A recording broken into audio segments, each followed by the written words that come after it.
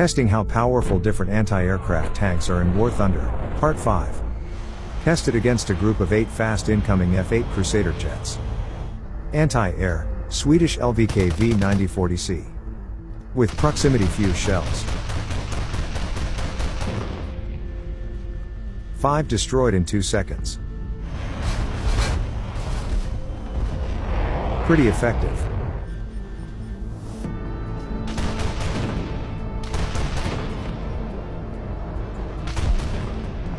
Would have scored 8 out of 8, if it wasn't for the fact it ran out of ammo.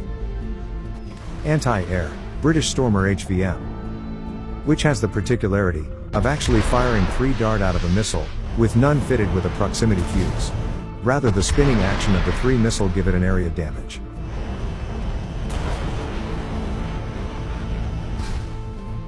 The missile is pretty effective, you just need to be very precise.